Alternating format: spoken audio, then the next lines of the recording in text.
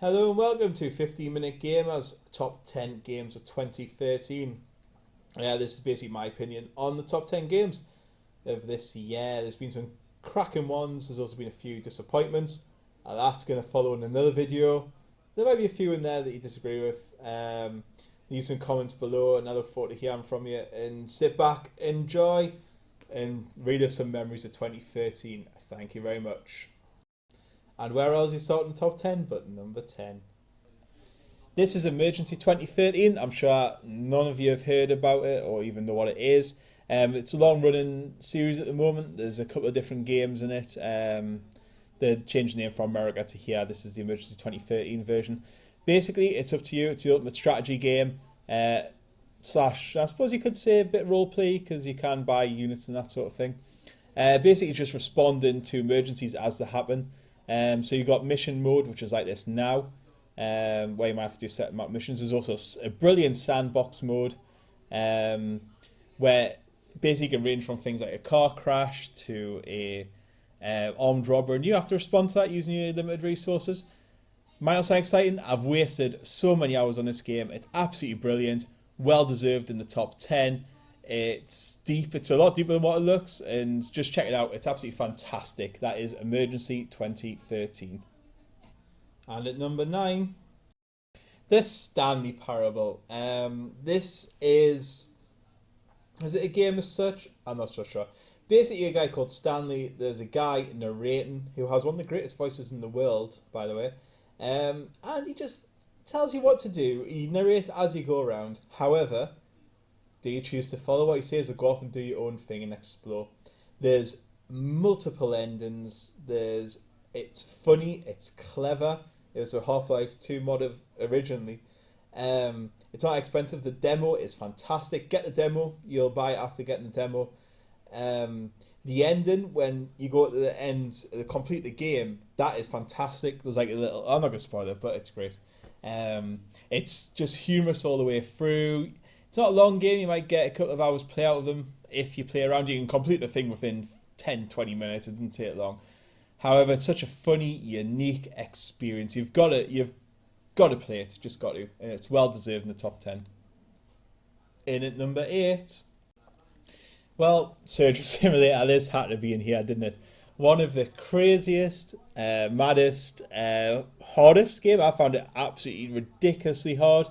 You had your keys to press, you had your mouse turn. Just put inside, do some open heart surgery. Yeah, why not? Let's do this. You can see there's all the different tools. It's up to you how you do it, and there's a certain blood level. Keep it above. Don't let him lose all his blood, and you'll do the mission. There's some great missions in there. I had many happy hours on this game. I think it was created in the space of a couple of days, if that. It was a competition of some description. The physics were quite fun. They even went into space with it. It's a very good game. If you haven't played it, pick it up. If you can catch it in a Steam sale or something, you'll have loads of fun for it and it'll keep you smiling. And that is Surgeon Simulator. And here we have number 7. This is Splinter Blacklist. I picked this up really late on the year. I didn't buy it originally. I was waiting for it to come down in price because I wasn't too sure what it'd be like.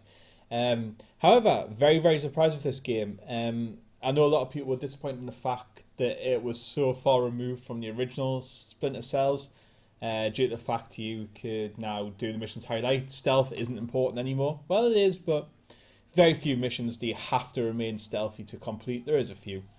However, for me, who is rubbish at stealth, it's fantastic because I can go off and do what I want, complete the missions how I like.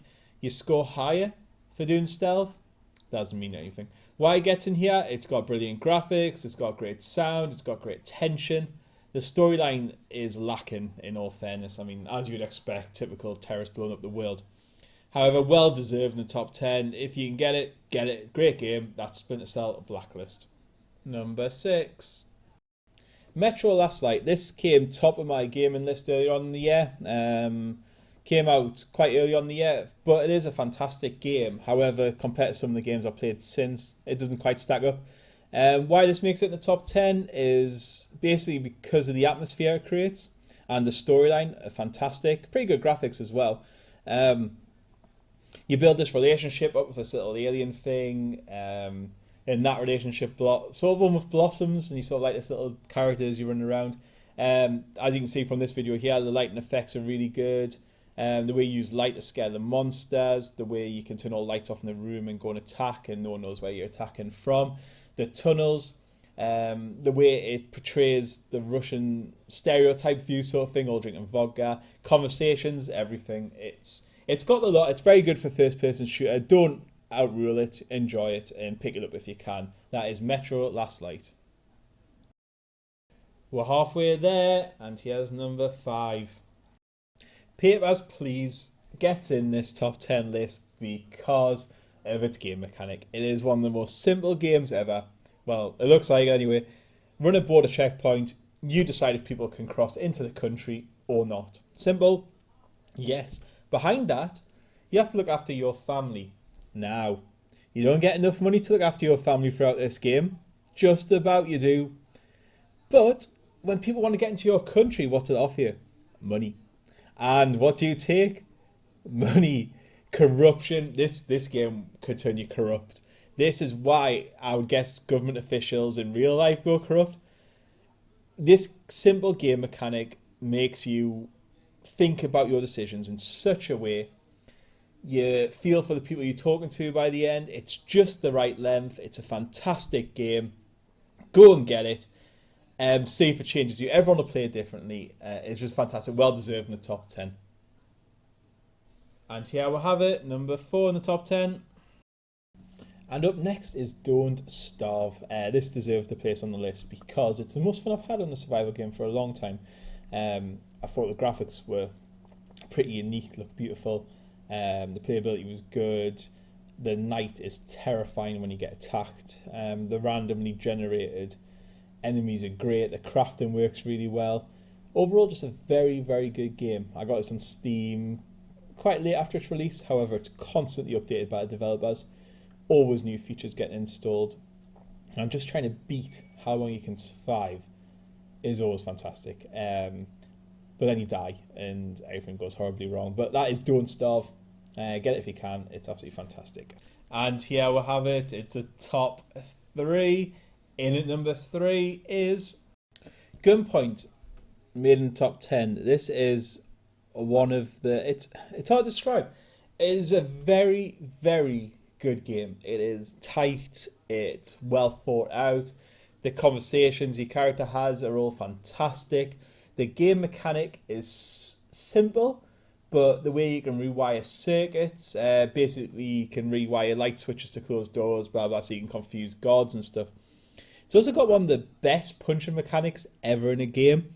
You jump on top of a guy, and the sound it makes when you punch them, it sounds like sort of a wet fish hitting something. However, you can push as much as you like, so you can just go bang, bang, bang, bang for as long as you like, and that is satisfying. It's also got quite a difficulty curve, and when you complete the level, you'll feel happy. You can level up throughout. You get money for doing the levels. There's a level editor that you can make some pretty crazy stuff up with.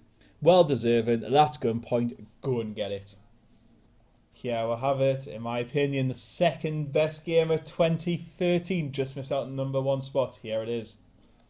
Prison Architect is one of the greatest tycoon games ever made. I have spent many of an hour on here designing my prison. Basic premise, build a prison, keep the inmates, run it how you like. If you want to run it with 9 fists and control when they eat, drink, if you want to search them for contraband every 2 hours, you can do. It's totally up to you. The prisoners all have these unique little abilities and unique personalities. If you're too harsh, they'll riot, but of course you can bring the riot police in. You can bring execution chambers in if you want to. You can run the prison how you like. It is a fantastic I'll just do it that way game where you'll build something and then think and then delete it all and start all over again. And do you mind? You'll not. You'll absolutely love it from beginning to end. If you can pick this up, pick it up. It's still an alpha at the moment. It's still getting developed all the time. Fantastic game, Prison Architect. And here we have it. It's number 1. It's Grand Theft Auto 5. You may notice the complete lack of video on here.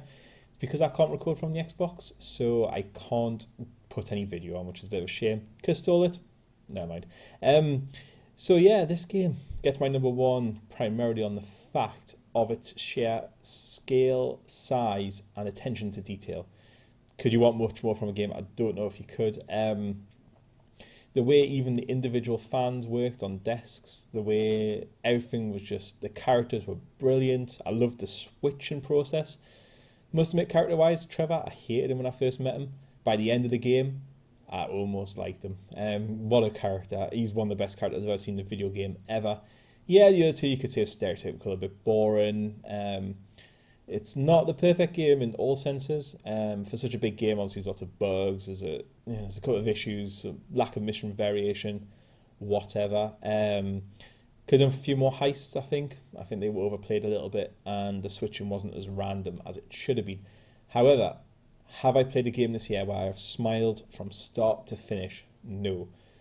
Is there a game where I found myself just standing on a hilltop looking over the city and just thinking, wow, jaw dropping amazing? No, it's not. The online mode is really, really good. Fortunately, it's full of trolls and people who just want to annoy you, so I did stay away from that a little bit. I just wish it came out a little bit earlier on, because I was selling my Xbox to fund my Xbox One, so I only got a month's play out of it, and that I'm going to regret that. I hope it comes out for the PC sooner or later, or even next gen like Bully did. However, well deserving the game of the year, the sheer scale, size. It's an amazing game, really deserving. If you haven't played it, I don't know what's wrong with you. Just fantastic. Grand Theft Auto 5 game of the year. And there we have it. That was the top 10 games of 2013 in my opinion. Any comments below, just leave them. Remember, you can follow me on Twitter, YouTube, Facebook. And I also own Gamerspective. Look, that has good time in there. Remember, you can come get me on there. Check out what we do. Really good website. Hope you've enjoyed, and catch you later.